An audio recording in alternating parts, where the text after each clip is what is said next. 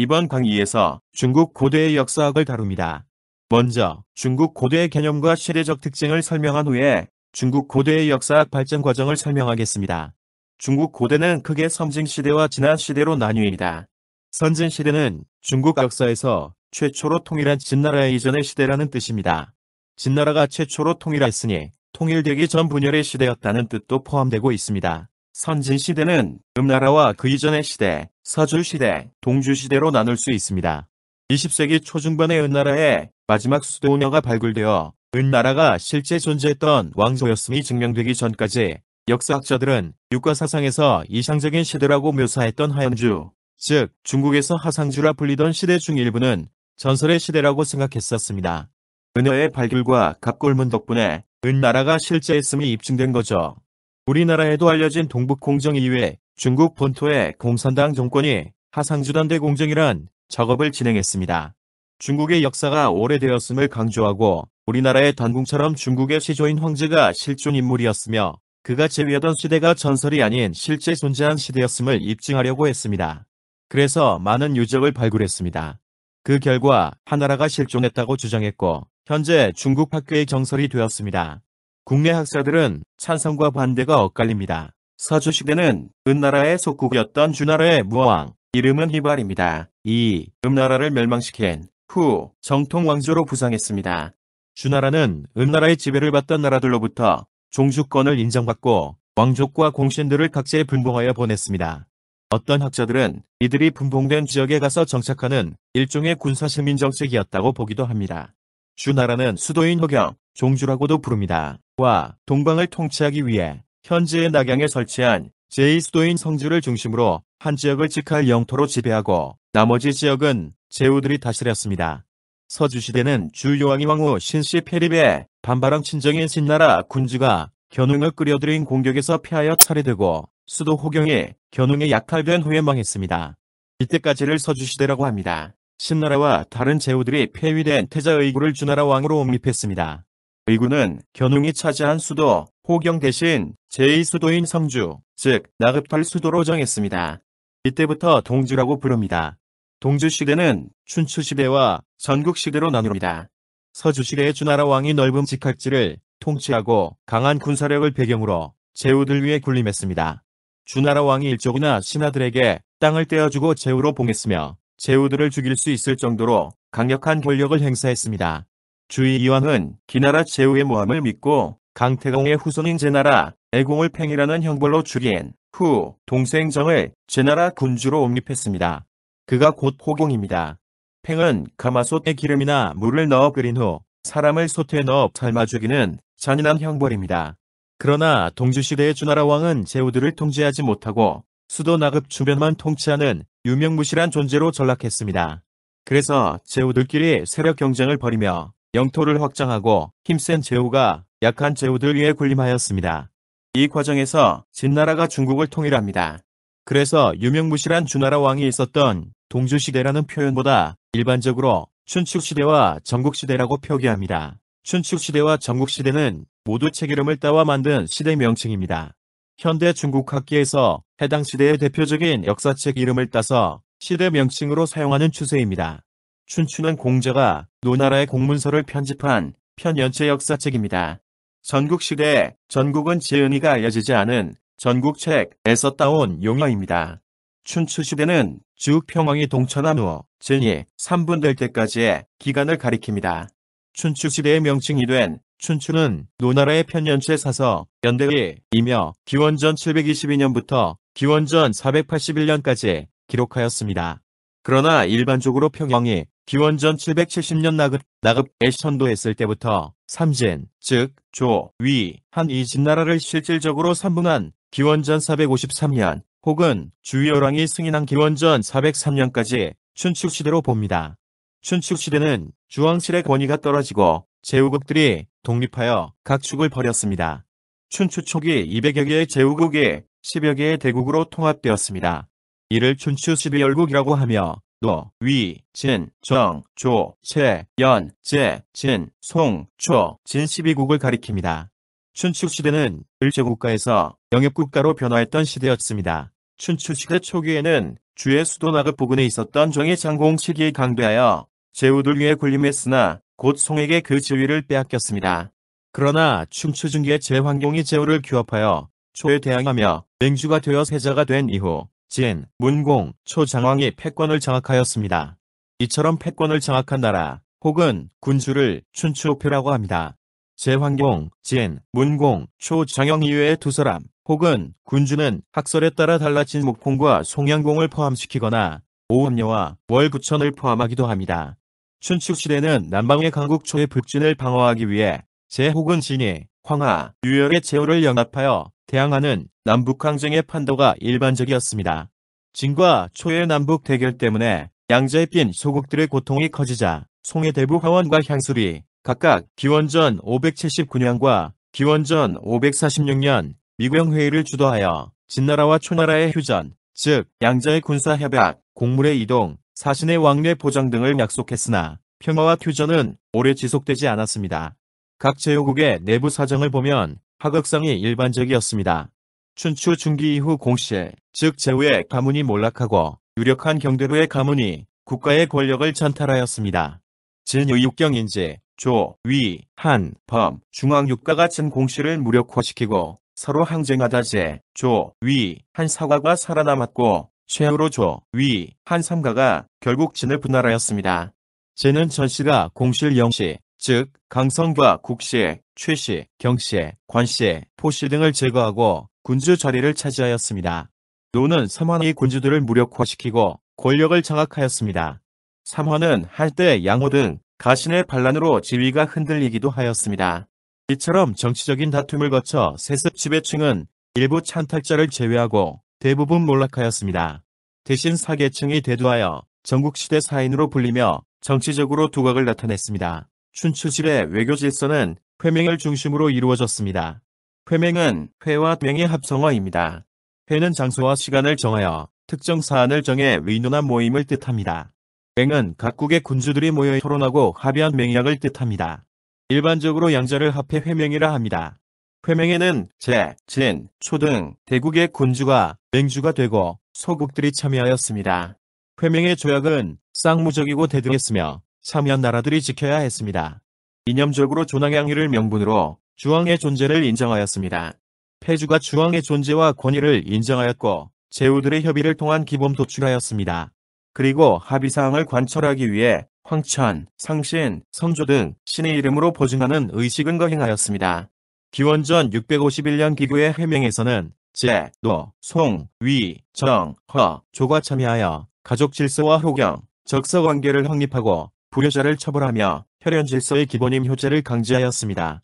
또 인재의 양성과 형제와 유력자, 우대, 발탁, 여행자, 외교, 상인, 애보호, 세습과 섭관의 반대, 경배부 사례의 금지, 국제적 승인, 실수와 제방의 문제의 사전, 협약, 곡물 유통의 보장을 규정하였습니다. 춘추 중기 이후 우경과 심경이 실시되고 철제 농기구가 사용되면서 단위 면적당 생산량이 급격히 상승하는 등 농업이 비약적으로 발전하였습니다. 이와 더불어 청동기 제작 등 수공업이 발전하고 상업과 교육이 활발하였습니다. 전국시대는 기원전 475년부터 기원전 221년 진의 통일하기 이전의 시대입니다. 전국시대의 각국은 쉬지 않고 전쟁을 벌여 전국이라 하였습니다. 또 열국, 육국이라고도 하며 춘추시대와 합하여 동주시대라고 합니다. 전국시대의 시작에 대해 여러 학설이 있다. 사기, 육국연표에는 주원왕 원년, 즉 기원전 475년으로 정하였습니다. 자치통감, 은, 기원전 403년 안, 위, 조 삼가가 진을 삼분한 것을 전국의 시작으로 보았습니다. 이외 노해공 14년, 즉 기원전 481년, 주정왕 원년, 즉 기원전 468년 등의 설이 있습니다. 전국시대는 춘추시대처럼 중국이 분열과 할거 상태에 처했지만 추세는 정복전쟁을 통해 점차 통일로 향하였습니다. 춘추시대에 100여국이 있었으나 통합과 정복을 거쳐 전국시대 초에는 10여 개의 나라가 남았습니다. 진, 초, 한, 조, 위, 제, 연 7국이 대국이었고 유명한 전국 지룡이라 칭해집니다. 처럼 이외 월이 전국초 한때 강성했으나 오래지 않아 쇠망의 길에 들어섰다. 소국으로 노, 송, 위, 중산 등 추 등이 있었지만 점차 7국에 정복되었습니다. 실온과 이웃한 소수민족으로 북쪽에 임어, 누관, 동어, 흉노, 의거용이 있었고 남쪽에는 파촉과 민월이 있었습니다. 전국시대에 들어와 전쟁은 춘추시대에 비해 격렬하고 빈번하여 255년 동안 대소전쟁이 약 230회였습니다. 각 대국은 강력한 군대를 가져한 조, 위, 제, 연은 각각 갑옷을 입은 군사 수십만을 거느렸고 진과 초 두 나라는 100만 대군을 소유하였습니다. 전쟁 규모가 커져서 쌍방은 수만에서 수십만을 동원하였습니다. 진과 조의 장평대전 때 조는 40여 만을 출병시켰습니다. 진이 초를 멸할 때 60만인을 동원하였습니다. 춘추시대의 대전은 수일 만에 끝났지만 전국시대는 짧으면 4개월, 길면 1년을 넘겼습니다. 전쟁 쌍방의 사상자는 수만에서 수십만인에 달했습니다. 전차전 위주의 전쟁은 보병전으로 바뀌었습니다. 보병전으로 바뀜에 따라 전쟁의 목표가 전투의 승리가 아니라 상대방의 영토 점령으로 바뀌었습니다. 그래서 상을 공격하는 공성전과 방어하는 수성 전략이 중요해졌고 공성과 수성의 무기가 발명되거나 개량되었고 전술을 기록한 병법서가 씌어지고 많은 무장들에게 읽혀졌습니다. 북방 유목민의 영향으로 기병이 새로운 병종으로 등장하였습니다. 조나라 무령왕이 말에 타기 위해 유목민의 옷으로 갈아입게 한 호복기사가 중국에서 처음으로 기병을 동원했음을 기록한 역사 기록입니다. 기병의 기자는 기이하다라는 기, 왼쪽에 말, 마자를 추가한 글자였습니다. 중국 사람들에게 말에 왜 타는 것이 기이한 현상이었기 때문에 생겨난 한자였습니다. 신안시대는 중국의 통일 왕조인 진나라와 한나라를 합쳐 부르는 용어입니다. 한나라 사이에 외척 왕망이 세운 신나라가 있었지만 학계에서는 이를 무시하고 신안시대라고 통칭합니다. 진나라는 중국을 최초로 통일한 왕조입니다. 서주시대 주나라의 부영국이었던 진나라는 동주평왕이 나급으로 첨도한 후 견행을 토벌하는 조건으로 예수도국경을 비롯한 서주의 직할 지역 절반인 관중 지역을 할양하면서 관중 지역의 지배권을 인정받았습니다. 그리고 목공 시기에 강성해졌습니다. 일부 기록에서 목공을 춘추 5세의 한 명으로 기록하기도 합니다. 춘추시대 말기에 효옹이 상황의 개혁 정책을 시행한 후 제도를 정비하고 본격적인 부국 강병을 추진하고 영토를 확장했으며 수도를 함양으로 옮겼습니다. 그의 아들 해왕, 해문영이라고도 합니다. 는 초나라의 한 중군을 빼앗고 현재의 스촨성에 있던 총나라와 파나라를 정복하여 영토를 확장했습니다. 효공과 해왕 시기를 거쳐 소왕, 소영영이라고도 합니다. 때 진나라가 육국, 전국 친홍 중 진을 제외한 6나라를 멸망시킬 기초를 세웠다. 소왕은 지모가 많은 위험을 제상으로 삼아 동쪽으로 영토를 넓히고 제후를 약화시켰다. 후에 범수를 등용하여 먼 나라와 친하게 지내고 가까운 나라를 공격하는 전략, 즉 원교군공 전략을 채택하여 영토를 넓혔고 안으로 대승들의 세력을 약화시켰습니다. 진은 동쪽으로 삼진, 즉 오패의 하나인 진나를 분할한 예, 조, 한 3국을 침입하고 남쪽으로 파촉을 멸하여 영토를 넓혀 다른 6국 가운데 비교할 나라가 없었습니다. 장영영 시기에 진은 동주와 서주를 멸하고 진의 경계는 위나라의 수도인 대량에 이르렀습니다. 진왕정이 즉위하여 여부리를 제상으로 삼고 천하의 빈객을 불러 모으고 육국의 정복을 준비하였습니다. 진왕정이 친미 정치에 참여한 후 이사의 보필을 받아 대규모로 육국을 공격하였고 금전으로 육국의 권력 있는 신하들을 매수하여 지배층의 단결을 막았습니다. 기원전 221년까지 한, 위, 초, 연, 조, 제를 차례로 멸망시켜 중국을 통일하였습니다. 전국시대의 분열에서 통일로 향한 것은 역사의 실현이었습니다. 먼저 사회의 발전으로 각 지역 상호 간의 경제적 의존이 심하여 경제적 의미에서 통일의 기초가 되었습니다. 다음으로 각국의 편법은 새로운 중앙집권의 관료행정제도를 만들어 통일을 위한 정치 조건을 마련하였습니다. 진이 통일할 수 있었던 것은 진이 지배한 관중지역이 부유하고 지키기는 쉽고 공격하기 어려운 지리상의 이점을 갖췄기 때문입니다.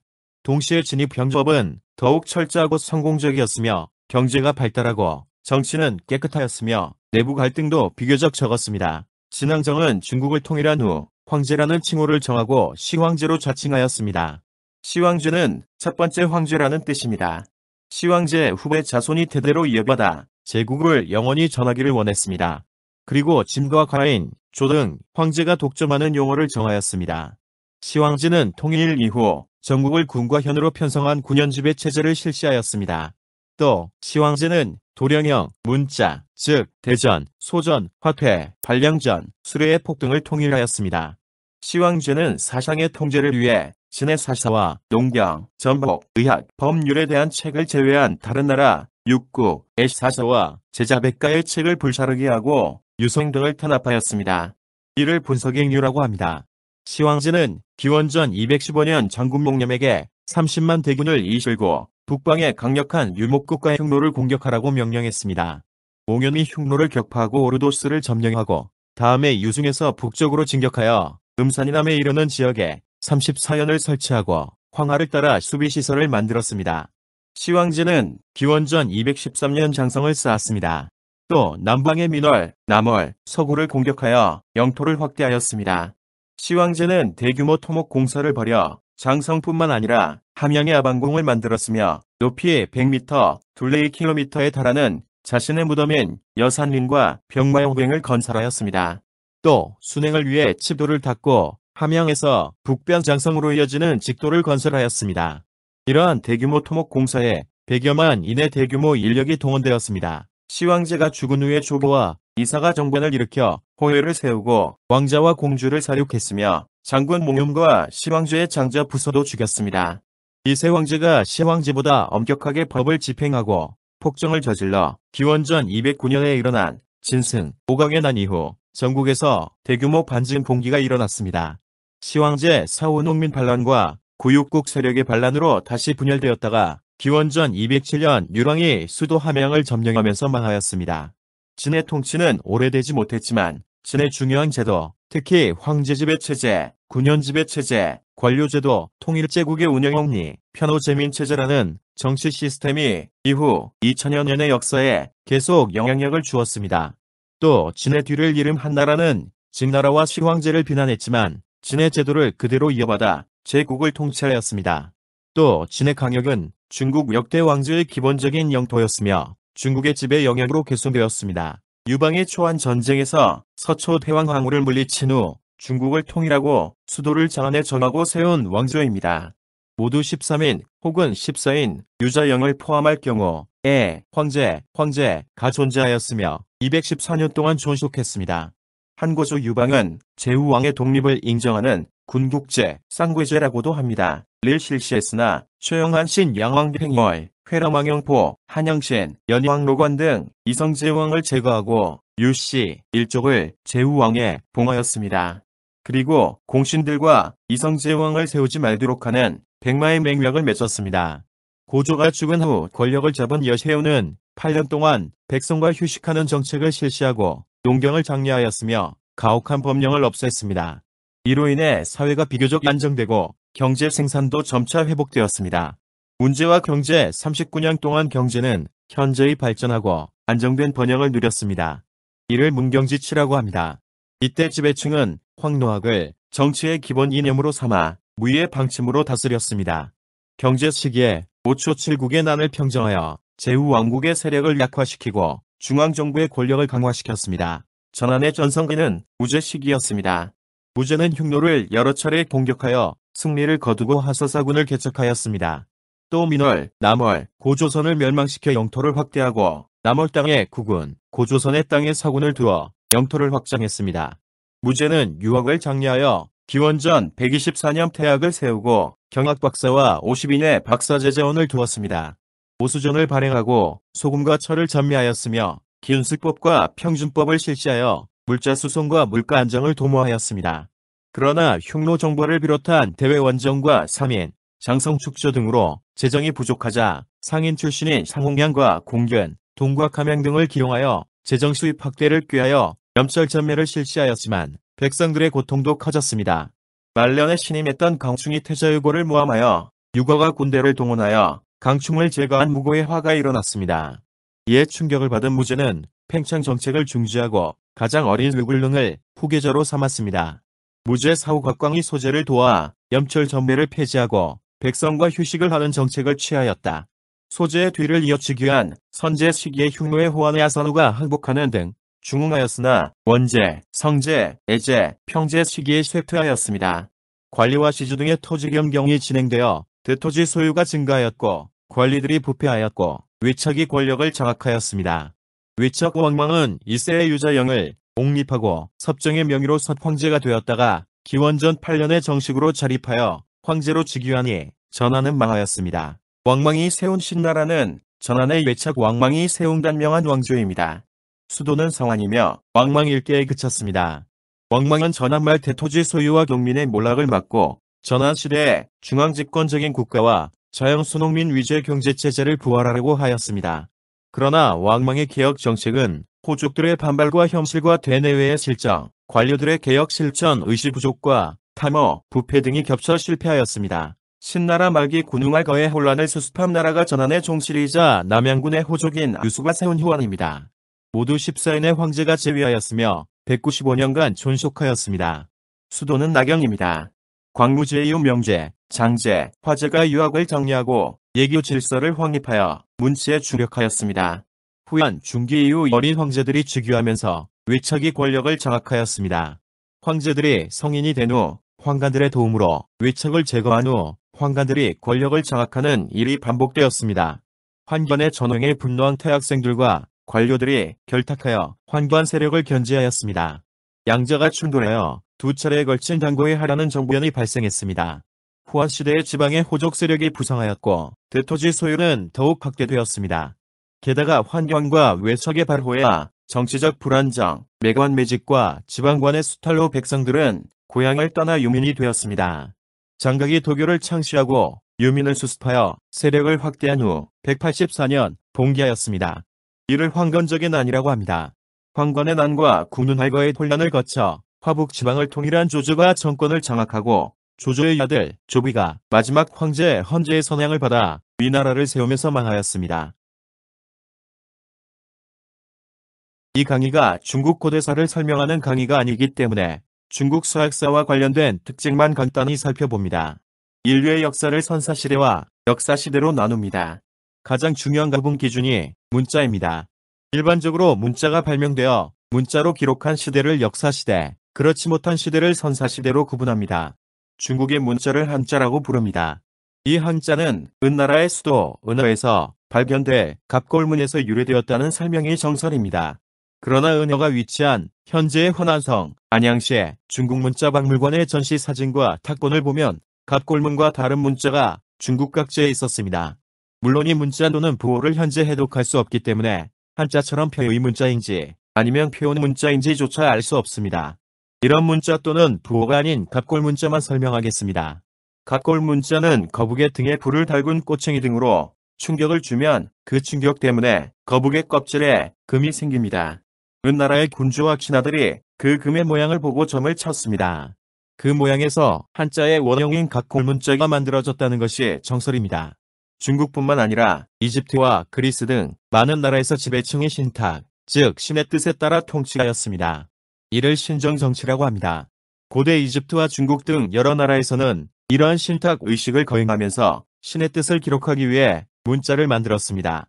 유명한 이집트의 신성 문자가 대표적 예입니다. 갑골 문자가 신탁, 즉 신정정치의 산물이기 때문에 중국 고대의 문자가 단순한 의사전달의 매개가 아니라 신과의 대화를 위한 수단의 의미, 즉 종교적, 주술적 성격이 강했습니다.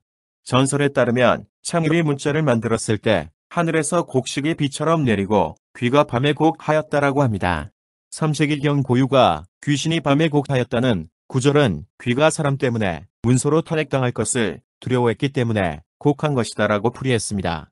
이 해석은 문자가 귀신을 제어할 수 있는 수단이 될 수 있다는 신념과 주술적 성격을 보여줍니다. 신탁, 즉 신의 뜻을 물을 때 거북의 껍질이나 소나 기타 동물의 뼈를 이용했지만 갑골 문자가 함자로 진화하면서 여러 매체에 기록되었습니다. 현재 출토된 유물을 보면 종이가 발명되어 본격적으로 사용되기 전에 정, 격 등을 비롯한 청동으로 만든 각종 그릇과 기물, 대나무, 나무의 글자가 새겨졌습니다. 비단의 글씨를 쓰기도 했습니다. 중요한 법률이나 명령, 제후의 분봉은 청동기 안팎에 새겼습니다. 그러나 청동기가 비쌌기 때문에 대나무와 나무처럼 값싸고 구하기 쉬운 매체의 글자를 쓰고 새겨서 보관했습니다. 특히 대나무 위에 글씨를 썼죠. 이를 죽간이라고 합니다. 책이라는 글자가 여러 대나무 조각을 끈으로 묶은 모습을 본땄습니다. 긴 직사각형 모양의 죽간을 묶어서 평소에 말아서 보관하다가 이를 펴서 읽었습니다. 위편 3절이라는 사자성어가 있습니다. 책을 묶음 가죽끈이 3번이나 끊어졌다는 뜻입니다. 사기, 공자세가에 기록된 고사성어입니다. 공자가 말년의 주역을 좋아해서 가죽끈이 3번 떨어질 정도로 죽간에 쓰여진 주역을 반복해서 읽었다는 뜻입니다. 공자는 긴 직사각형 모양의 죽간을 질긴 가죽끈으로 묶었나 봅니다. 그런 가죽끈이 끊어질 정도이면 얼마나 열심히 죽간을 읽었음을 알 수 있습니다. 공자는 남아시도고 차서라는 명언을 남겼습니다. 남자는 모름지기 5술의 책은 읽어야 한다는 뜻입니다. 어렸을 때는 5술의 분량의 책이라는 분량에 놀라고 질리기도 했습니다. 우리가 사용하는 종이로 만든 책으로 5수레를 채운다면 수천 권, 수만 권이 될 수도 있습니다. 그러나 공자 당시에 아직 종이가 발명하기 전이므로 책은 대나무 조각, 즉 죽간으로 만든 것입니다. 죽간으로 만든 책은 종이책보다 부피가 컸습니다. 따라서 5수레에 가득 찬 죽간으로 만든 책은 종이책 수십 권, 많아봐야 수백 권에 불과했을 것입니다. 물론 이 정도의 책도 입지 않은 사람들이 많을 것입니다. 지금은 인터넷과 태블릿 PC, 스마트폰이 보급되어 종이로 인쇄된 책이나 신문을 거의 보지 않습니다. 게다가 책도 이북으로 보기 때문에 사람들이 5술의 분량의 책을 읽어야 한다고 말하면 시대에 뒤떨어진 사람이라고 무시될 겁니다. 이처럼 종교와 제사에서 문자가 만들어졌기 때문에 문자를 읽고 쓸 수 있는 사람이 권력을 장악하게 되었습니다. 은나라의 군주는 정인이라 불리는 점치는 사람들의 우두머리였다고 합니다. 은나라 왕이 나중에 이들을 몰아내고 권력을 장악하고 세속과 제사 모두를 장악한 통치자가 되었다고 합니다. 이러한 재정일치, 신정통치의 지배자를 무추광, 즉 수하멍팅이라고 불러 무력으로 권력을 잡은 전사왕, 즉 워리어킹이라고 합니다. 중국에서는 천자, 즉 왕이나 황제가 제사를 독점하게 되고 과거의 동료였던 정임 등 점치거나 제사 지내던 사람들이 무당으로 격화되었습니다. 문자를 장악한 사람이 지배자이자 제사장이나 성직자였고 기록을 남긴 관리이자 역사가였습니다. 현대적인 용어로 풀이하면 관리와 무당, 유학자, 역사가가 모두 동일했다는 뜻입니다. 즉 무축, 즉 무당에서 중국의 지배층인 관리와 유학자, 역사가가 분리되었다고 하죠. 중국 북경대 교수 연보극, 즉 옌무커가 2001년 출판한 악사의 여사관이란 책에서 무당에서 유학자들이 분리되고 무당이 일반 백성들의 풍닥거리를 하는 사회 하층계급으로 전락하는 과정을 잘 논증했습니다. 요약하면 학자들이 선진시대, 즉 서주와 춘추시대 사관 이 주술적인 성격을 지녔다고 보기도 합니다. 이상으로 사학사와 관련된 중국 고대사의 특징을 설명했습니다. 이어서 중국 고대 사학사의 흐름을 살펴보겠습니다. 앞의 강의 내용을 상기해 봅시다. 사관이 무축, 즉 무당에서 유래되었다고 했죠. 원시사회의 제의를 주관하며 신과 인간을 매개한 무축이 사 혹은 사관의 기원이라고 합니다. 사관이 일상적인 제의를 주관하면서 꿈, 일식, 해성, 강신, 즉 신 또는 귀신의 강림 등과 같은 이변과 그에 의한 일 또는 사건에 대한 해석과 그 구체적인 기륭의 내용까지 예측하여 중요한 정사와 전쟁, 외교의 자문역도 담당했다고 합니다. 그러나 처음에 사관은 단순한 문서를 기록하는 하급 관리인 서리에 불과했습니다. 선진시대의 역사가 또는 사관이 사라고 불렸습니다. 중국 고대 문자의 뜻과 기원을 설명한 설문, 즉 설문의 자에 사를 기사라고 풀이했습니다. 기사는 일을 기록하다 또는 역사의 경과를 기술하다 라는 뜻입니다. 또 문서를 관장하는 자를 사라고 풀이하기도 합니다. 먼저 주나라의 사관을 살펴봅시다. 주나라의 오사, 즉 대사, 소사, 내사, 외사, 어사처럼 뒤에 사자로 끝나는 5개의 사관 직책이 있었다고 합니다. 등급은 내사, 대사, 외사, 소사, 어사의 순서였습니다. 이 시대 사관이 무축에 가까웠다고 합니다만 사관에 대한 구체적인 기록이 없어서 자세히 설명드리지 못해 죄송합니다. 다음으로 춘추시대 역사학의 특징에 대해 강의하겠습니다. 춘추시대의 문서와 역사를 담당한 사관들은 세습되었다고 합니다. 제 나라 대사 1쪽에 의해서 세습이 확인됩니다. 각 나라에 사관이 있었다는 말은 바꿔 말하면 나라마다 자기 나라의 역사를 기록했다는 뜻입니다. 심지어 춘추 전국시대에 각국의 역사서가 있었다고 보는 학자들도 있습니다. 맹자 1화편에서 노나라의 춘추, 진나라의 승, 초나라의 도울이란 역사책이 있었다고 적었습니다. 진나라의 승과 초나라의 도울이란 역사책은 지금 존재하지 않지만 공자가 편찬한 춘추만 남아 있습니다. 묵자, 명기편에도 주춘추, 제춘추, 송춘추라는 역사책 이름이 보입니다. 이는 주나라와 제나라, 송나라의 춘추라고 불리는 역사책이 있었다는 뜻입니다. 서진시대 사주 급군급편에서 발견된 무덤, 즉 급총에서 일주서, 죽석인년, 로충추라는 역사책이 발견되었습니다. 이 밖에 춘추 전국시대에 씌어진 책 가운데 상서, 춘추, 전국책, 목천자전, 산해경, 세본을 역사책으로 간주하는 학자들도 있습니다. 사관은 직책이 낮았지만 책임감이 강했습니다. 가장 중요한 인물을 직서, 즉 역사적 사실을 이는 그대로 써야 한다고 생각했습니다. 춘추의 해설서인 좌전, 양공이 15년 넷째 나라, 최저가 임금인 제장공을 살해했을 때 제나라의 사관인 대사씨 형제 남사씨의 일화가 대표적인 예입니다. 춘추저전의 해당 내용을 읽어봅시다. 대사가 최저가 그의 군주를 시해하다라고 쓰자 최저는 그를 죽였다. 대사의 아우가 뒤에어 똑같은 사실을 기록함으로써 죽은 자가 둘이나 되었다. 넷째로 아우와 같은 사실을 또 기록하자 최저는 그대로 뒀다. 남사씨는 대사씨 형제가 다 죽었다고 듣고는 최저가 그의 군주를 시해하다라고 쓴 관책을 들고 조정에 갔지만 이미 그렇게 기록되었다고 듣고서야 겨우 되돌아왔다. 또 다른 예는 춘추시대 오피의 하나인 진나라의 사관, 즉 태사, 동호가 진나라의 신하조천 이진 영공을 시해한 사실을 조씨 집안의 우두머리인 조승여시해라고 기록한 일화입니다. 사기, 진세가에 관련 기록을 읽어보겠습니다.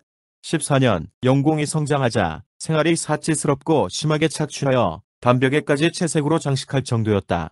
게다가 무대에서 사람에게 탄원을 쏘게 하고 또한 사람이 그것을 피하는 것을 보고 즐거워하였다. 궁중의 의사가 공발바닥 요리를 덜 구웠다고 화를 내며 그를 죽이고는 그의 부인으로 하여금 그의 시신을 들고 나가버리라고 하였다. 조승과 사해가 이전에 수차례나 간하였으나 영공은 듣지 않았으며 또 오래지 않아서 죽은 사람의 손을 보게 되자 두 사람이 나아가 간하였다. 사해가 먼저 간하였으나 영공은 듣지 않았다. 영공은 그들을 두려워하여 역사서말을 지켜 조순을 죽이도록 하였다. 조순의 내실문은 열려 있었고 처소는 절제가 있었다. 그래서 서만은 물러나서 탄식하기를 충신을 죽이는 것과 주군의 명령을 어기는 것, 그 자는 같다고 하면서 스스로 나무에 부딪혀서 죽었다. 일찍이 조순은 자주 수산에 사냥을 가곤 하였다. 하루는 뽕나무 아래에서 기아에 허덕이는 사람을 보았다. 그 사람은 심이명이었다. 조순이 그에게 먹을 것을 주자 그가 밤 정도만을 먹었다. 그 이유를 물었다. 그가 말하였다. 바깥에서 관직 생활 3년이 되었는데 지금 어머니께서 어디에 계시는지 알지를 못합니다. 남겨놓아야 어머니께서 드시도록 해야겠습니다. 조순은 그가 의로운 사람이라 생각하고 그에게 먹을 것과 고기를 더 많이 남겨놓았다. 그리 오래 지나지 않아서 그 사람이 진영공의 주방장이 되었으나 조순은 그를 알아보지 못하였다. 9월 진영공이 조순을 청하여 술을 먹인 후 병사를 매복시켜놓고 그를 살해하려고 하였다. 영공의 주방장 심의명이 이 사실을 알았다. 그는 조순이 술에 취해서 일어서지 못할까 우려하여 앞으로 나아가서 말하였다. 주군께서 저에게 술 석 잔을 마셔도 좋다고 하셨습니다. 그래서 조순으로 하여금 먼저 떠나게 하여 화가 미치지 않도록 하였다. 조순이 이미 떠나자 매복한 병사들은 이 사실을 깨닫지 못하고 우선 무서운 맹견 한 마리를 풀었다. 심의명이 조순을 위하여 개를 죽였다. 조순이 말하였다. 사람을 버리고 개를 쓰다니. 비록 사납기는 하나 무슨 소용이 있겠는가. 그러나 조순은 심의명이 연중에 자신을 보호해준 음덕을 알지 못하였다. 영공의 지휘에 따라 매복해 있던 병사들이 조순을 추격하자 심의명이 그들의 반격을 가하며 그들의 추격을 저지하여 마침내 조순이 도주할 수 있게 하였다. 조순이 심의명에게 자신을 구해준 이유를 물었다. 조순이 저는 뽕나무 아래에서 배고파 죽어가던 그 사람입니다라고 말하였다. 조순이 이름을 물어도 말해주지 않았다. 심의명도 기회를 보아 도주하였다. 조순이 도주했으나 아직 진나라의 경계를 벗어나지는 못하였다. 을축일 조순의 아우 조천이 도원에서 영공을 습격하여 시해하고는 조순을 맞이하였다. 조순은 평소 고귀하게 행동하는 사람이라 민심을 얻었고 영공은 나이도 적은데 사치하여 백성들이 그를 따르지 않았기 때문에 그를 시해하기가 용이했던 것이다. 조순은 원래의 관직을 회복하였다. 진나라의 태사 동호가 조순은 그의 주군을 시해하였다라고 쓰고 그것을 조정해서 모두에게 보였다. 조순은 말하였다. 주군을 시해한 것은 조천이다. 나는 죄가 없다. 태사가 말하였다. 당신은 수석 대신으로서 도주를 하였으나 국경을 벗어나지 않았고 돌아와서도 난을 일으킨 사람을 주시하지 않으니 당신이 아니면 누구란 말이여. 공자가 이 말을 듣고 말하였다. 동호는 옛날에 훌륭한 사과로서 그의 역사, 기록 원칙은 숨기지 않는 것이었다. 조선자는 훌륭한 대부로서 원칙을 준수하다가 오명을 썼다. 안타깝도다. 만약 국경을 벗어났더라면 오명을 면할 수 있었을 것이다. 조수는 조천을 주나라의 도성으로 보내어 양공의 아우덕둔을 영접하게 하였으니 이 사람이 성공이다. 잘 읽어보았나요? 진나라의 태사였던 동호는 비록 조천이 진나라 영공을 살해했지만 진나라의 대부이자 조씨 가문의 우두머리인 조순이 임금을 시해한 조천을 처벌하지 않았으므로 공범 또는 주모자라는 평가를 내린 것입니다. 동호의 역사적 평가를 존중하지만 실제로 시해한 사람의 이름을 적지 않은 점이 이상하긴 합니다. 전국시대에도 각 나라에서 역사책을 편찬했거나 역사 기록을 남겼습니다. 그래서 진시황제가 중국을 통일한 후 제일 먼저 육국의 역사책을 없애버렸습니다. 선진시대의 대표적인 역사책이자 육가경전의 하나인 춘추에 대해 살펴봅시다. 춘추는 공자가 노나라의 공문서를 모아 정리한 최초의 편영체 사서입니다. 노나라 은공원년, 즉 기원전 722년부터 애공 14년까지 12명의 군주가 재위한 242년의 역사를 기록했습니다. 앞에서 강의했듯이 공자 이전에 춘추시대 여러 나라의 역사책이 있었습니다. 그리고 모든 나라에서 편찬하였습니다. 그런데 공자는 일개 개인으로서 역사책을 편찬했습니다. 중국의 유명한 역사학자 김육팔과 전복이 중국 최초의 사창, 즉 개인의 역사 편찬이라고 자리매김했습니다. 사기 공자세가에서 춘추의 편찬 동기와 내용, 특징을 다음과 같이 설명하고 있습니다. 공자가 말하였다. 안 되지, 안 돼. 군자는 죽은 후에 이름이 알려지지 않을 것을 걱정한다. 나의 도가 행해지지 않았으니 그럼 나는 무엇으로 후세의 이름을 남기겠는가. 이에 공자는 역사의 기록에 근거해서 춘추를 지었다. 이것은 위로는 은공에서 아래로는 애공 14년까지 12공의 시대를 포괄하였다. 춘추는 노나라의 역사를 중심으로 삼고 주나라를 종주로 하고 은나라의 제도를 참작하여 하, 상, 주 3대의 법률을 개선하고 있다. 그 문서는 간략하지만 제시하고자 하는 뜻은 넓다. 그래서 오나라와 초나라의 군주가 왕을 자칭하였지만 춘추에서는 그것을 낮추어 본래의 자규인 자적으로 칭하였다. 천토의 해명은 실제로는 제후가 주나라의 천자를 부른 것이지만 춘추에서는 그 사실을 피해서 천자가 하양으로 수련을 나갔다라고 기록하였다. 이런 사안들을 들어서 당시의 법통을 바로잡는 기준으로 삼았다. 이와 같은 제후들에 대한 겸손의 뜻은 후에 군주가 될 사람들이 이 일을 참고하여 실행하게 하는 데 있다. 춘추의 대의가 행하여지게 되면 곧 천하의 난신적 자들이 두려워하게 될 것이다. 앞부분에서 공자는 자신이 주장하는 도가 세상에서 받아들여지지 않는 현실을 개탄하면서 자신의 이름을 남기기 위해 춘추를 편찬했다고 밝혔습니다. 사마천은 공자 개인의 공명심 때문이라고 적은 것처럼 보입니다. 그러나 마지막 구절을 보면 난신적 자, 즉 나라를 어지럽히는 신하와 여보에게 불효하는 자식을 두려워하게 하는 경고의 의미가 있다고 밝히고 있습니다. 이는 맹자 등문공화편에 옛날 우임금이 홍수를 막으니 천하가 평온해졌고 주공이 이적을 정벌해 중국에 포함시키고 맹수를 쫓아내니 백성이 편안해졌으며 공자가 춘추를 완성하니 난신과 적자가 두려워했다라는 대목과 유사합니다. 사기, 태사 공자서와 맹자의 기록을 종합하면 공자가 춘추를 저술한 목적에 인간의 도덕적 비판과 인간의 시비와 선악을 밝힘으로써 후세의 상과 벌을 정하려고 하는 폭염이 있었다고 합니다. 내용을 분류하면 춘추시대 각국의 전쟁 기사가 40%, 여러 나라 사이의 외교, 즉 회방과 교섭이 20%입니다. 이 밖에 제사, 군주와 지배층의 결혼, 일식 등 천문과 자연재해 등도 기록하였습니다. 춘추의 사학서적 의의는 5가지입니다. 첫째, 공자의 춘추 이전의 사서는 전적으로 역사적 사실의 기록에 있었지만 공자는 선악과 시비라는 도덕적 비판과 일종의 정치적 비판을 가했습니다.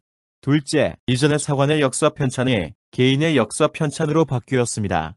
셋째, 역사를 관찰할 때 군신 상하의 명분을 명확히 하고 중국과 외국의 화의 붕괴를 논한 중대한 의의가 있습니다.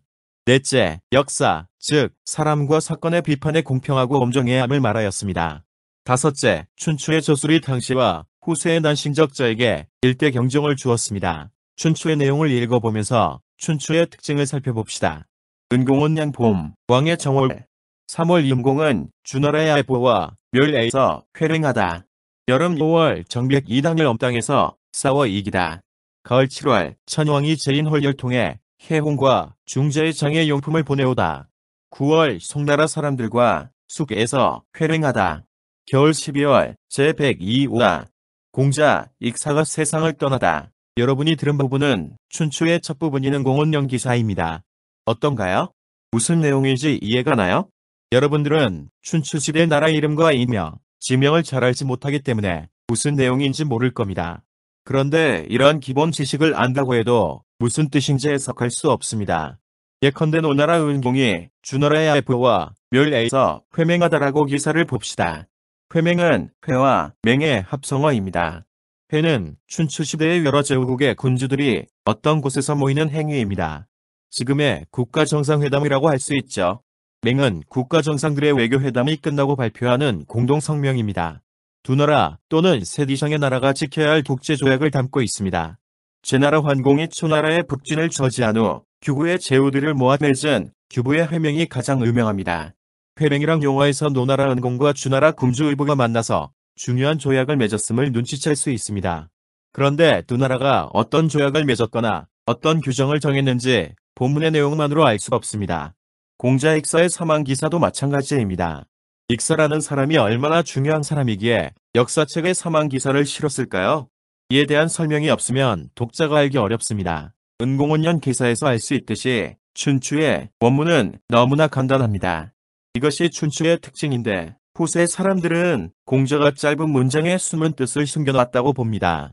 그 문장 행간의 숨은 뜻, 즉 미연대엔을 찾는 작업이 학자들에게 중요한 과제가 되었습니다. 그런데 춘추의 원문이 너무나 짧기 때문에 원문을 이해하기 위한 자습서나 학습서가 필요합니다. 이를 점이라고 부릅니다. 이러한 해설서 가운데 좌우명의 춘추저시전, 공양고의 춘추공양전, 공양직의 춘추공양전이 가장 유명합니다. 이를 춘추의 삼전이라고 합니다. 이 밖에 정시전, 협시전이 있지만 삼전만큼 유명하지 않습니다. 춘추를 교과서라고 비유하면 이 삼전은 자습서나 학습서입니다. 요즘은 교과서에 다양한 자료를 넣어 교과서만으로 충분히 공부할 수 있다고 하지만 실제로 그렇지 않죠? 그래서 반드시 자습서나 학습서를 봐야 합니다. 춘추를 이해하기 위해 삼전을 봐야 한다고 말합니다. 춘추와 삼전의 관계를 이해하기 위해 원문과 주석서인 삼전을 비교해 봅시다. 먼저 춘추에서 환공 18년 기사를 읽어보겠습니다. 환공 18년 춘왕정월 공은 제후와 낙에서 만나다. 공과 부인 강씨가 그대로 제나라를 방문하였다. 하 4월 병자 공은 제나라에서 훈과하다. 정유 유체가 귀착하다. 동시유열 기출각은 환공을 장사 지내다. 모두 5개의 짧은 이야기가 있습니다. 이 기사가 어떤 뜻을 지니는지 먼저 공양전의 풀이를 살펴보겠습니다. 공과 부인 강씨가 그대로 제나라를 방문하였다. 왜 부인 강씨라 쓰고 부인으로 쓰지 않았을까? 부인을 멀리했기 때문이다. 무엇 때문인가? 사실 부인이 공, 환공을 멀리한 것이지만 표현을 반대로 한 것이다. 원수를 토벌하지 않고 장례를 치렀다. 이것이 위법이다. 왜 장이라고 썼을까? 원수는 외국에 있고 즉시 토벌할 수 없다. 따라서 장례를 명기하였다. 원수가 국외에 있다면 토벌하지 않아도 되는가? 이 때문에 군자가 일부러 이렇게 쓴 것이다. 공양전에서 환공의 아내 강씨, 즉 문광의 외도보다 원문의 표기를 통해 문광이 벌인 행동을 잘잘못을 가리고 있습니다. 다음은 공양전의 기록을 살펴보겠습니다. 원수가 토벌되지 않았는데 장례를 명기한 이유가 무엇인가? 적이 국외에 있어 토벌할 수 없는 경우에만 이를 책하지 않는다. 위에 인용문에서 노나라 환공이 제나라의 양공의 부하에게 살해되었지만 원수인 제나라를 토벌하지 않고 노환공을 장사 지낸 것이 정상적인 의례가 아니었음을 알 수 있습니다. 그리고 공양전에서 이러한 비례를 적의 나라 밖에 있기 때문에 토벌할 수 없다며 노나라 장공과 신하들이 제나라를 공격하지 않고 노환공을 장사 지낸 행위가 정당하다고 표현하고 있습니다. 마지막으로 저전의 풀이를 살펴봅시다. 문광과 제후의 관계에 대해 공이 해련한 것을 문광이 제양공에게 고했다. 양공이 노환공을 적대하고 공이 숙소로 돌아갈 때 공자 팽생을 시켜 살해하였다. 노의 정부가 제나라에 우리 공주는 제후의 위험을 예경하고 특히 제후의 문안을 살피기 위해 귀국을 찾아보였는데 그대로 돌아오지 못할 사람, 사망이 되었습니다. 이 책임을 차마 제후에게 직접 문책할 수 없기 때문에 적어도 평생이라도 처분해야 할 것입니다라고 제안했다. 그래서 제 나라에서도 팽생을 죽였다. 춘추조전에서 노한공의 아내 문광이 이복 오빠인 제나라 양공과 벌인 근친상간을 비난하자 양공이 노한공을 살해한 과정을 상세하게 설명하고 있습니다. 그리고 이 사실을 안 노나라가 제나라에 사신을 보내 노한공을 죽인 팽생을 죽이라고 제안했고 제나라도 양국 관계가 나빠지는 것을 막기 위해 팽생을 죽였던 비하인드 스토리를 적었습니다. 춘추의 원문에서 제나라가 노한공을 죽인 팽생을 죽였다는 대목이 아예 기록되지 않았습니다. 공자의 의도적인 누락일까요? 잘 들으셨나요? 자습서나 학습서의 교과서에 나오는 단어나 문장을 설명하고 시험에 나올 수 있는 문제와 정답, 문제풀이가 들어있죠. 그런데 춘추의 해설서인 삼전에 한자에 음과 뜻, 용어 해설이 없습니다. 해당 구절의 의미를 해설하거나 비하인드 스토리를 적었습니다. 춘추의 삼전이 없으면 춘추 원문이 무미건조한 내용으로 가득 차고 무슨 내용인지 제대로 이해할 수 없을 것입니다. 삼전 가운데 춘추좌전, 즉 좌전이 가장 유명하고 널리 읽혔습니다. 좌우명은 공자와 같은 시기에 살았던 사람으로 알려졌으며 춘추를 잘 이해할 수 있도록 좌취전, 즉 좌전을 썼다고 합니다. 원문인 공자의 춘추와 좌우명의 좌전이 필의를 이룬다고 합니다. 그러나 사기에서 좌우명과 공자가 동시대 사람이 아니라고 기록하였고 남송의 주희와 정초가 두 사람이 같은 시기에 살지 않았다고 의심했습니다. 전한 말기까지 좌전이 세상에 알려지지 않은 사실도 학자들에게 의혹을 안겨줍니다. 그렇다고 해도 춘추좌전의 가치가 떨어지는 것은 아닙니다. 춘추좌전은 정치를 하는 사람들이 반드시 읽어야 하는 책으로 알려졌습니다. 권모술수가 가득 참 책이라고 합니다. 고종의 아내 민자영, 즉 명성왕후가 춘추좌전을 열심히 읽었다고 합니다. 덕분에 고종을 배우 조종했으나 이 나라 멸망에 기여했죠. 진령군이란 무당의 호패, 무당 풍닭가리 비용으로 국가 재정을 탕진한 것은 덤이죠. 공양전은 좌치전보다 덜 유명하지만 춘추의 의리와 정신을 잘 설명하고 있어 정치적으로 큰 영향을 끼쳤습니다. 전한 무제 시기 유학자 동중천은 공양전을 공부한 전문가였습니다. 그는 무제에게 유학을 한나라의 정치 이데올로기로 채택하자고 건의했습니다. 무제는 그의 건의를 받아들여 오경박사를 설치하고 유학자들을 대거 관리로 등용하였습니다. 이는 유가 사상이 중국의 유일한 정치 이데올로기로 확립되는 계기가 되었습니다. 청나라 말기 강유인은 춘추 공양전을 바탕으로 공양학파를 만들었습니다. 그리고 이번 궁주제를 비롯한 전반적인 개혁을 주장했습니다. 그의 주장을 받아들인 광서제가 개혁을 추진했으나 반대파인 서태후, 일파의 반격으로 실패했습니다. 이 사건이 무술변법 또는 변법자강운동, 무술개혁 등으로 불립니다. 방금 설명한 동중서와 강유인은 임용고서에 출제되었습니다. 중요하다는 뜻이죠. 공자가 편찬한 춘추가 남긴 유서는 춘추필법입니다. 춘추필법의 사전적 의미는 중국의 경서인 춘추와 같이 엄정하고 비판적인 태도로 대의명분을 밝혀 세우는 역사서술의 논법입니다. 그러나 춘추가 역사적 사실을 있는 그대로 기록하지 않았습니다. 그래서 고민득이 교수가 중국 사학사와 관련한 중요한 논문을 모아 정리하여 1985년 창작과 비평사에서 출판한 중국의 역사인식, 애실린 일본 학자 중리조부, 일본어 표기로 타케우치 테레오의 논문, 춘추와 춘추필법에서 직사와 엄정한 비판을 강조한 춘추필법이 사실이 아니었다고 주장했습니다. 타케우치 테레오보다 앞서 단재 신채호 선생도 공자의 춘추필법의 허구를 비판한 적이 있습니다. 저도 이러한 주장에 동의합니다. 앞에서 읽은 사기, 공자세가의 일화가 기억나나요? 초나라를 격파한 문공이 제후들을 청토로 불러 회맹을 맺었습니다. 이때 왕궁을 짓고 천자인 주양왕을 불렀습니다. 사실 제후들의 맹주인 패자가 된 문공이 일개 제후임으로 천자를 오라마라 지시하는 것은 불충이자 무리한 짓입니다. 그런데 주양왕을 불렀다고 사실 그대로 쓰지 않고 하양으로 선양갔다고 기록한 것은 주나라 천자의 수치스러운 행위와 하극상을 가린 행위입니다. 이는 주나라 천자의 체면을 살려주는 행위이지만 역사학자의 입장에서 보면 사실을 왜곡한 것이나 다름없습니다. 이처럼 사실을 왜곡한다는 의미의 춘추필법은 소위 정사라고 불리는 중국의 역사책에서도 확인할 수 있습니다. 공자의 춘추만큼 유명하진 않지만 춘추질의 중요한 역사책의 국어입니다. 한자가 같아서 중학교와 고등학교의 교과목 명칭인 국어로 오해할 수 있지만 아닙니다. 국어는 좌전을 편찬한 좌구명이 편찬했다고 전해집니다. 모두 21건이고 주어 3건, 노어 2건, 제업 1건, 진어 9건, 정어 1건, 초어 2건, 오어 1건, 월어 2건으로 구성되었고 모두 7만여 자입니다. 주나라와 춘추시대 제후국의 이름 뒤에 어자를 붙였습니다.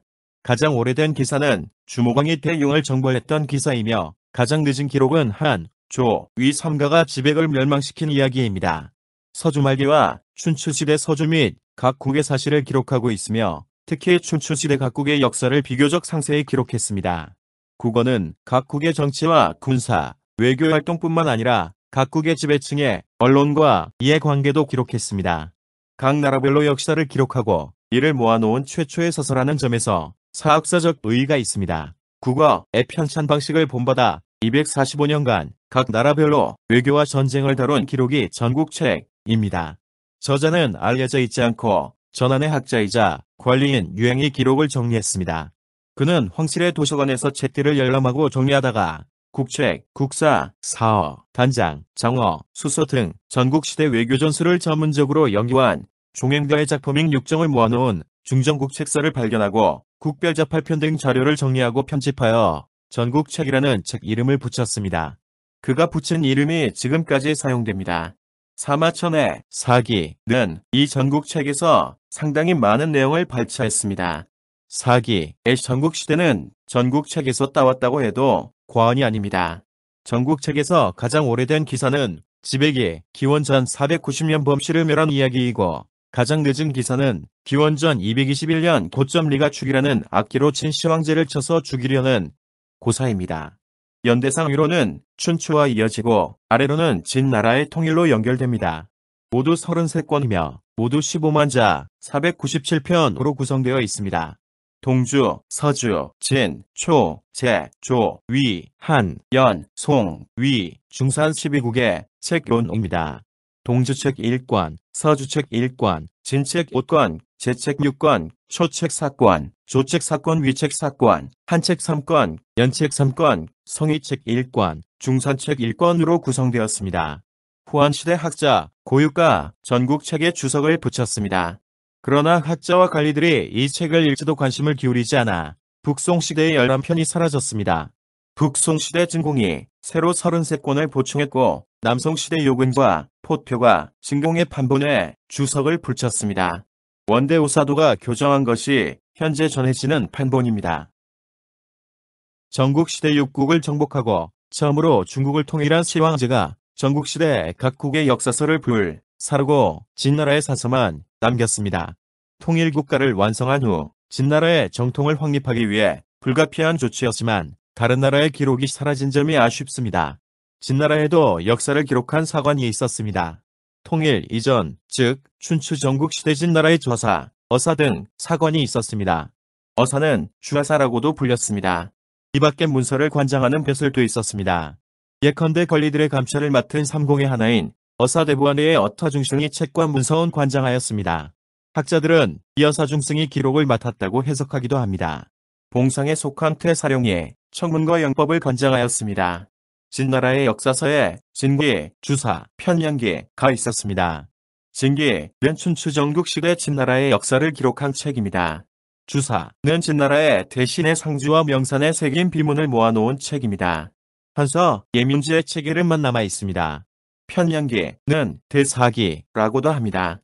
1975년 2월 호국성, 즉 후배 이성운몽현, 수호지 11호, 진무에서 출토되었습니다. 수호지 진가니라 불리는 진나라 때 문서의 하나입니다.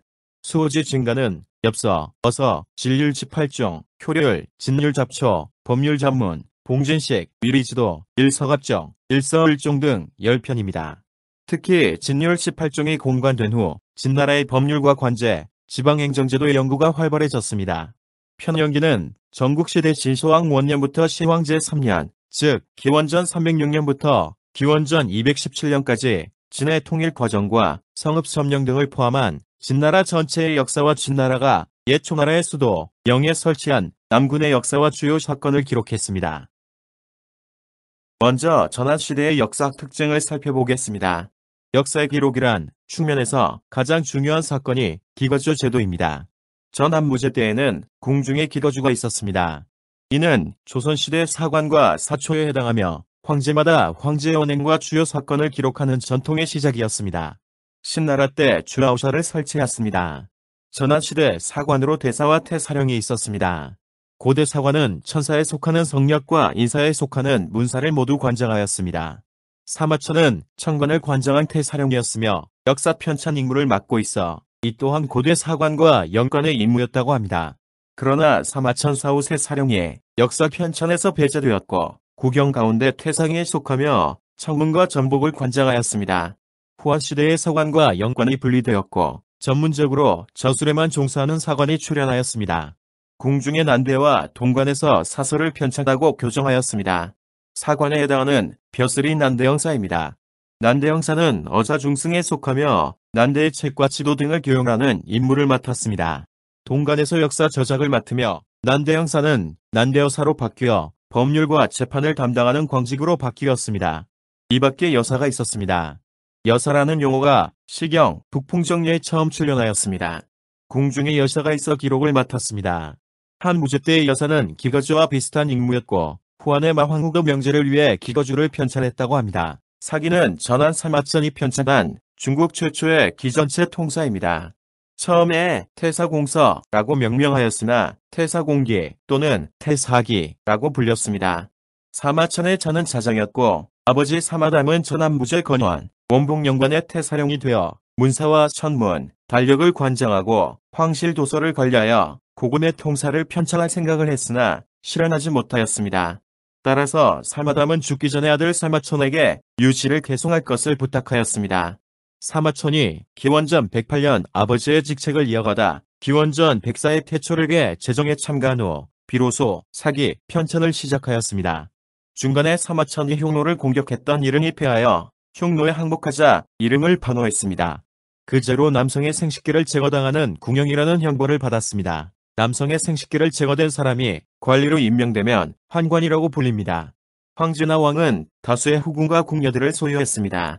정상적인 성기능을 가진 사람들이 황후나 왕후, 후궁, 궁녀와 성관계를 가져 사생아를 낳아 황제나 왕의 혈통으로 분식하는 것을 막기 위해 궁중의 여성들이 남성들과의 만남을 차단하였습니다. 궁중에서 남성이 해야 할 일이 있었습니다. 이를 처리한 자들이 남성이나 성기능이 불구인 환관이었습니다. 환관은 선진시대부터 있었습니다. 춘추시대 제나라 환경 말년에 환공의 눈을 가린 총신수조가 바로 환관이었습니다.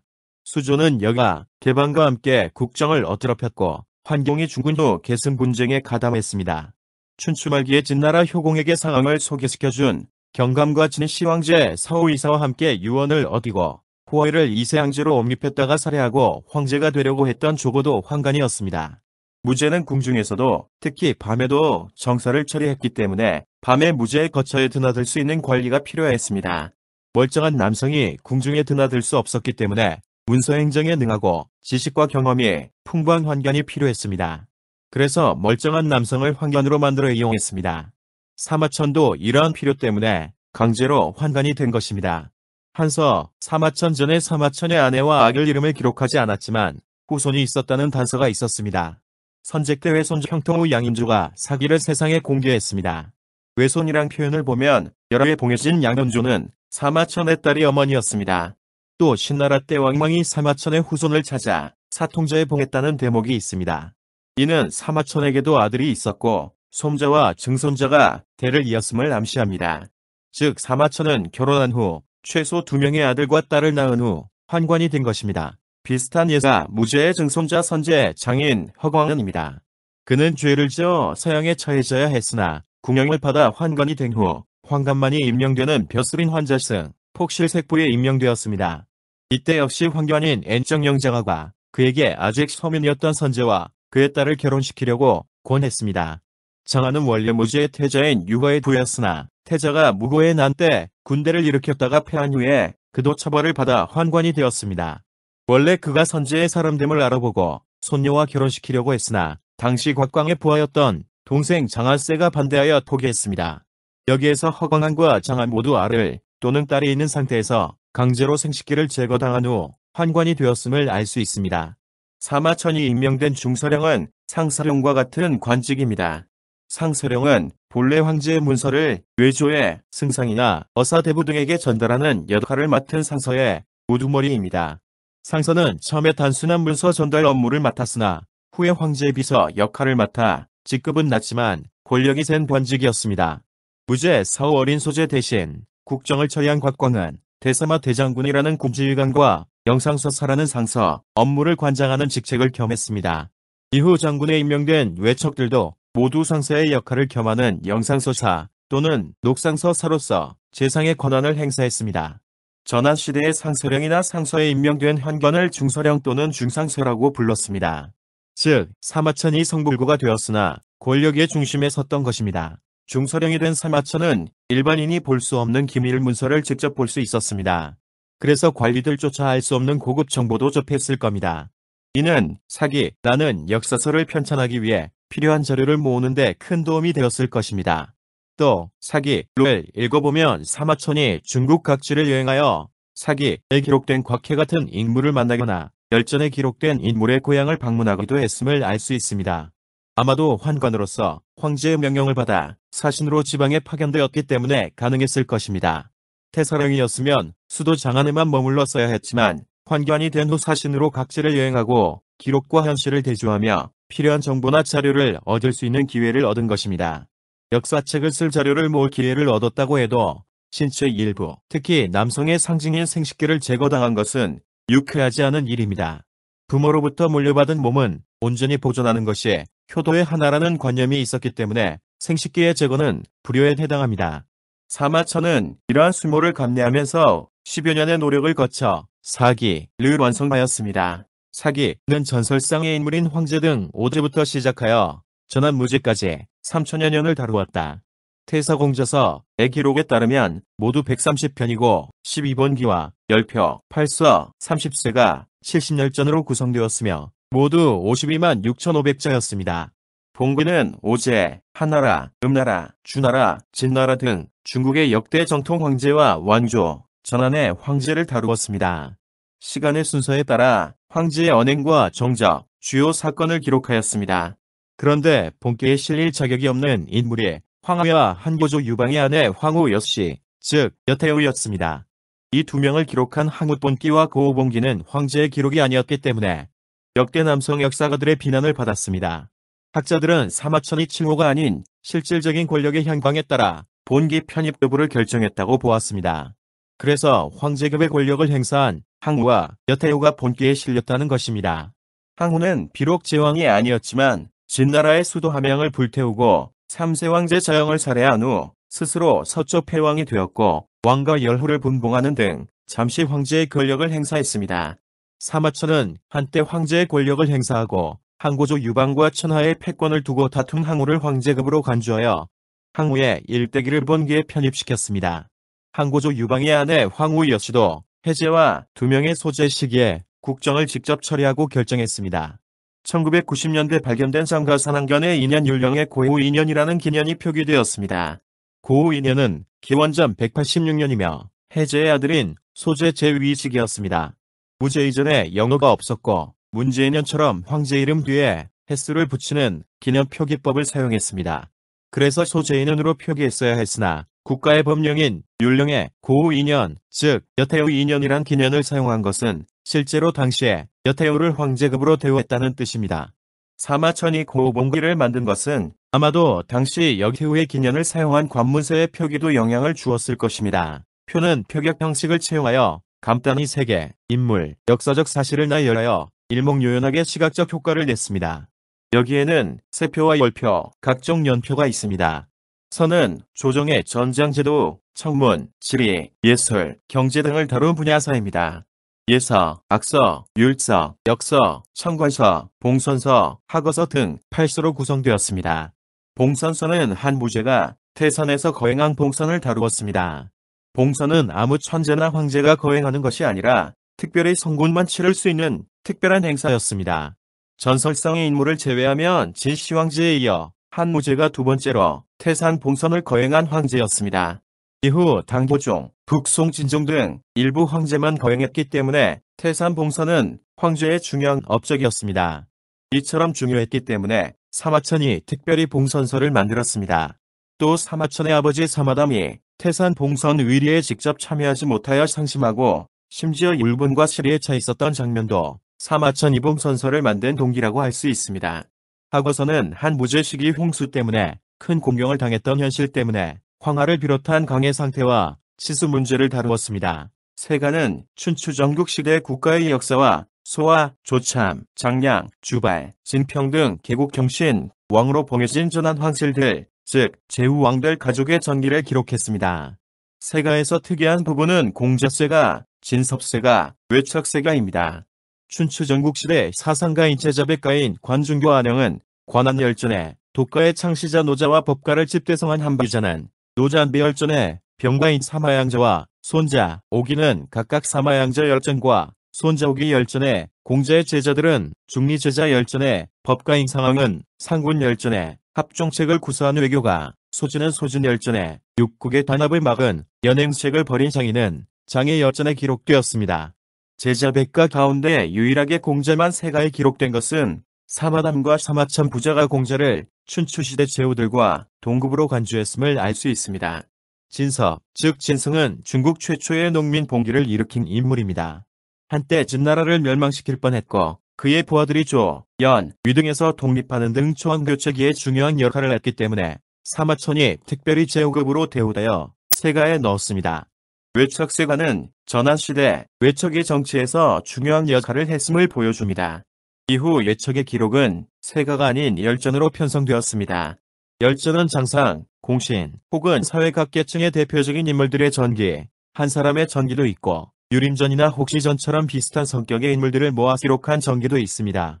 현재의 방패들을 다룬 유협열전, 주말, 예약, 극정, 전저, 형과 등 남을 죽이기 위해 고용된 암살자를 다룬 자괴결전, 농업과 상업 등에 종사하여 전국적인 거부가 된 법녀, 과부, 청, 타광손 등의 일생을 기록한 허승역점 등이 특이합니다. 주로 사회 각 계층을 대표하는 인물의 전기와 중국 소수민족과 중국과 왕래한 국가 및 지역의 역사 기록입니다. 본기와 열전은 사기의 주요 부분이며 표, 서, 세가와 서로 보완되어 일체를 이룹니다. 사기는 좌전, 국어, 세본, 전국책, 초안 춘추, 제자백과의 책에서 다수 채록하였고 국가에서 소장한 문서와 민간에서 보존한 고문서전을 이용하였고 자신이 현지 조사에서 발굴한 자료를 첨가하였습니다. 사마천은 광범하게 자료를 모은 동시에 자료의 식별과 선택에 주의를 기울였으며 허무맹랑한 주장을 배제하여 실사고시를 추구하였습니다. 전한 이전에 여러 종류의 역사 서적이 있었지만 기사가 오래되었고 내용이 광범하며 역사적 사실의 상세함과 사실성, 자료의 대통, 조직의 완비를 보면 사기보다 나은 역사책이 없습니다. 중국 수학의 발전 과정을 보면 사기는 규모가 크고 체제가 완비된 최초의 중국 통사입니다. 사기는 역대 사서의 기전체에 준 영향이 컸고 훗날 영대의 정사는 모두 사기의 체제를 채용하였습니다. 사기는 대부분 뭉체가 생동적이고 사람을 자세히 밝히고 형상을 선명하게 서술하여 중국의 산문과 전기, 문학에 긍정적인 영향을 주었습니다.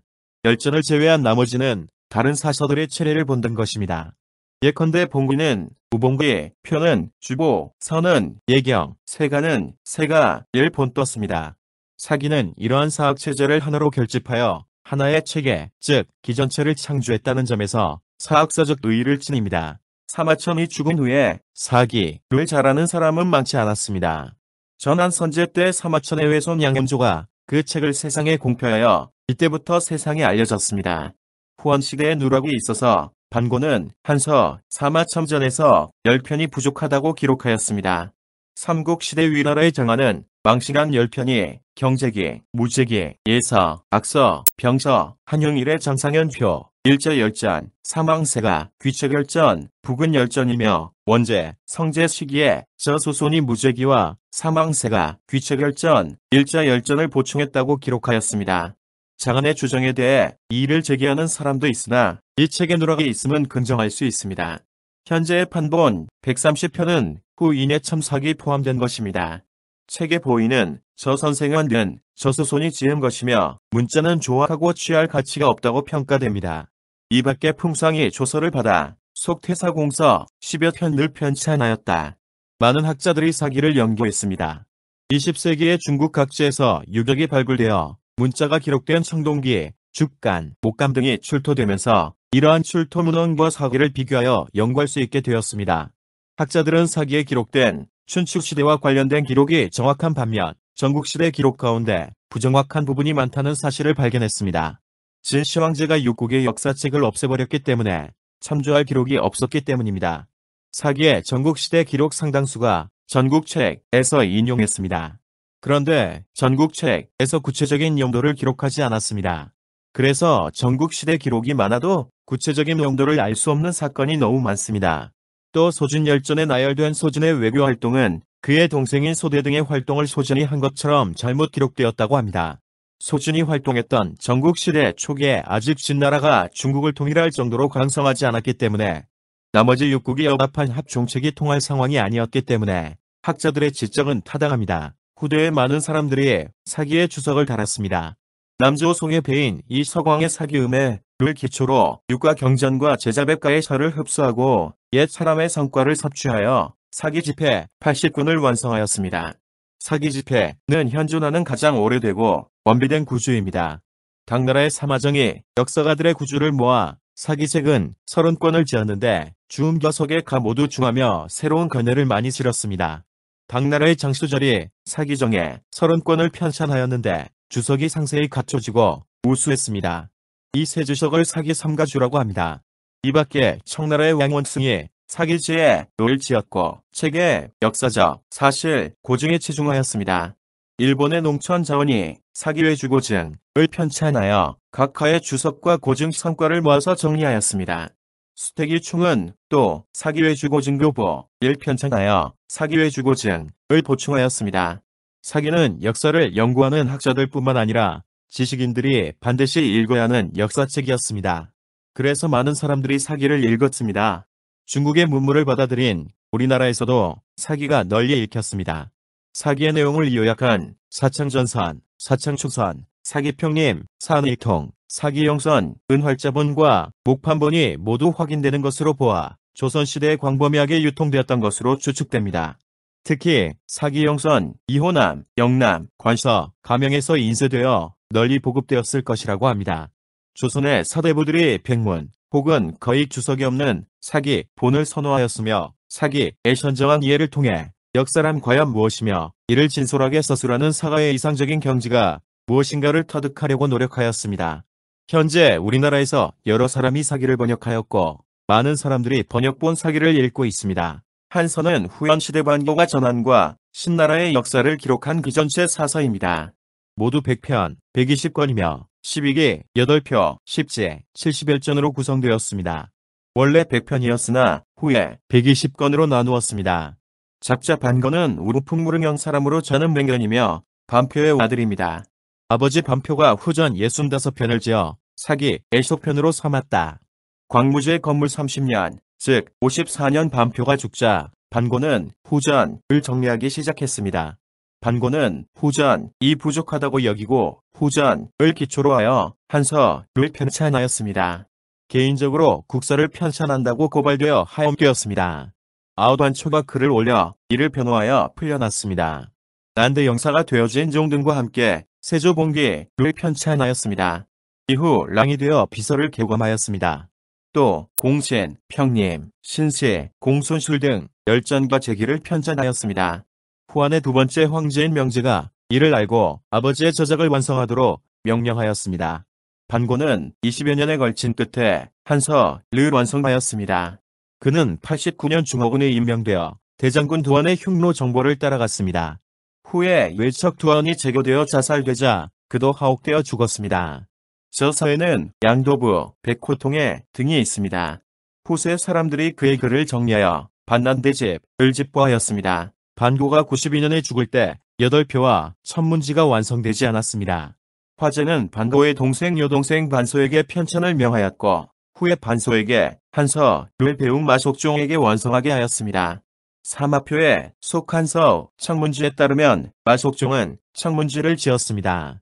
결국 한서는 반표, 반고, 반소 등 반씨 일족과 마속종의 공동 창작인 셈입니다. 한서의 체례는 사기, 와대력 같습니다. 그러나 사기가 여러 시대의 역사를 다룬 통서인데 비해 한서는 한 왕조의 역사를 기록한 단대서였고 왕조별로 역사를 서술한 최초의 사서입니다.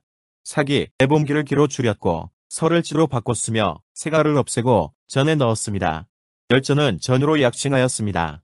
사기는 일정한 편찬 형식이나 원칙이 없었지만 한서는 열전의 서열을 정함, 왕망전을 맨 끝에 두어 후세의 왁싱전, 이신전의 선례를 마련하였습니다. 그 가운데의 문지는 일종의 도서 목록으로 당시까지 전해진 책들의 이름과 권수를 모두 기록하였습니다. 유희양, 유흥부자의 신략의 도서 분류 체계를 따랐습니다.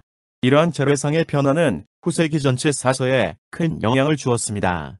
형법지, 지리지, 예문지, 오행지, 사지는 한서에서 처음 만들어졌으며 후세기 전체 사서에 이용되었습니다.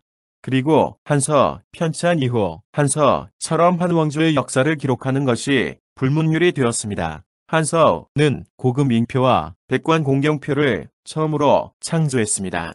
고금인표는 전설시대인 태후부터 진해 오광까지의 인물을 구등으로 나누어 평가하였습니다. 백관공경표는 전한 관직의 품치와 설치, 각종 관직의 권한과 복록 수량 등을 기록하고 14급, 34관격의 간표를 만들어 전환시대 공경대신의 승진과 좌천, 인면을 기록하였습니다. 분량은 적지만 직관제도와 관료의 현천을 명료하게 반영하여 지난 관제를 연구하는 데 필요한 귀중한 자료입니다. 한서는 전환시대의 역사도 다름 사기와 겹치는 부분이 많습니다. 그래서 많은 학자들이 두 역사책을 비교했습니다. 사마천이 전쟁과 역사적 사실을 문학적인 수사를 동원하여 생동감 있게 표현한 반면 반고는 그런 문장을 무미건조한 문체로 바꿔 썼다고 합니다. 한서는 옛 한자를 사용하여 비교적 읽기 어려웠습니다. 한 이후 수십 명의 역사가가 주석을 달았으며 현재는 당나라 안사고의 주본, 즉 안사고주가 통용됩니다. 후한말 복권과 음소가 음과 뜻을 주석으로 달았고 위진남북 조시대 이후 한서의 음주가 더욱 많았다. 당나라의 안사고는 23가의 주석을 모으고 오류를 수정하고 보충하여 한서신주를 완성하였습니다. 청말 왕선겸은 한서보주를 지어 67가의 주석으로 인용하였습니다. 안사고와 왕선겸의 주본이 한서 구주의 대표작입니다. 1962년 중화서국에서 한서 표점 교관본을 출판하였습니다. 이는 한서보주 본을 저본으로 하여 북송경호본, 명말모진급 고각본, 청건릉 무영전본, 동치금능서국본을 참고하여 교정하고 전인의 고정 성과를 흡수하고 문자 방면의 오류를 바로잡아 좋은 판본으로 평가됩니다. 국내에는 완역본은 없고 한서의 문지, 이세영, 옴김, 자유run고 1995와 한서지리제, 구약제, 이용원, 옴김, 자유run고 2007처럼 제1부가 번역되었습니다. 또 우리나라를 제외한 외국전을 역주, 한서, 외국전 역주, 상, 하, 동북아 역사재단 역금, 동북가협사재단 2009가 있습니다. 한기는 순열 이부한 헌재의 명령으로 편찬한 편연체 사서입니다. 순열의 자는 중상이며 영천군, 영음현, 현재의 하남성 허창시 사람입니다. 후한의 역사가이자 사상가, 관료입니다. 사공을 역임한 순상의 조카이자 순겸의 아들입니다. 후한 영제 시기의 환관의 전행을 피해 응거하며 관계에 나오지 않았습니다. 헌재 시기의 사공조조의 부름을 받아 황문시랑에 임명되었고 비서감, 시중으로 승진하였으며 헌재에게 학문을 가르쳤습니다. 숭열은 헌재의 명령을 받아 한기를 편찬했으며 다른 저서로 신감 5편이 있습니다. 이 책에서 토지 겸경을 반대하였고 농업과 길쌈을 장려할 것을 주장하였습니다. 또 풍속 교화와 정보를 명확히 할 것을 주장했습니다. 30권으로 구성되었으며 약 18만 자이며 한서 A1/2사에 불과합니다. 전한기라고도 불립니다. 기전체 사서인 한서를 편연체로 바꾸었습니다. 이세홍 년인 기원전 209년부터 신나라 왕망지왕 4년, 즉 기원 후 23년까지의 역사를 서술했습니다. 동관한기는 후현 시대의 역사를 기록한 최초의 관찬 사서이자 기전체 사서입니다. 143권으로 구성되었습니다. 후한을 세운 광무제부터 영제까지의 역사를 기록했습니다. 원래 명칭은 한기였으나 수서, 경적지에서 동관을 붙여 동관한기라고 불렀습니다. 영제 때 난대령사 방고동이 세조봉기, 열전, 제기 28편 편찬한 것이 시초입니다. 안제꾀표와 열전, 지리지 등 편찬하고 환제대 열전과 백관표 등을 추가하였습니다. 헌제 때 영제본기와 열전, 조회지, 거북지를 추가하였습니다. 동관왕기는 후한 조정에서 관리들에게 편찬을 명령한 편찬사서이며 반고, 진종, 윤민, 맹희, 유진, 이여우, 유도도 등이 편찬에 참여했습니다. 동관왕기는 4차례에 걸쳐 점진적으로 편찬되었습니다. 명제가 반고와 진종, 윤민, 맹희, 두무, 마음, 유복, 각에게 후한의 역사를 편찬하라고 명령하여 세조본기와 강무제, 공신, 평림, 신시, 공순술에 관한 열전과 제기 28편으로 완성했습니다. 안제영령, 영견의 등태후가 유진, 이여우, 유도도, 유희에게 중웅야명신열사전을 편찬하라고 명령했습니다. 유징 등은 이에 그치지 않고 건무영감부터 영초영감까지의 봉고와 표를 만들었습니다. 유진이 죽은 후에 봉무기와 헌병이 제왕표, 왕자표, 공신표, 은테크표와 남선우전, 서강전, 지리지를 편찬하였습니다. 환제 원가 원년의 편서, 최식, 주목, 조수가 효목황전, 효순왕전, 숭열왕후전을 편찬할 것을 지시하였고 안사왕후 등을 외척전에 포함시켰으며 최전 등을 유림전에 포함시켰습니다. 최식과 조숙, 연독이 박광회와 순재, 공신, 손정과 곽진, 정중, 세륜 등 환견의 열전을 만들었습니다. 마지막으로 영지와 헌제 시기에 마일제, 채온, 양표, 노식 등이 봉기와 열전을 편찬하였고 채용이 별도로 조회지와 거북지를 편찬했고 이후 영제기와 열전 42편, 10지를 편찬했습니다.